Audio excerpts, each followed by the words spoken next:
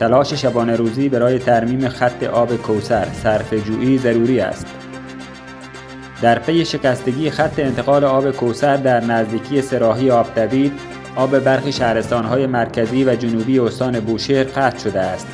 مدیر کل بحران استانداری استان بوشهر اعلام کرد همه نیروها و تجهیزات در محل حادثه مستقر هستند و عملیات تعمیر با فوریت در حال انجام است.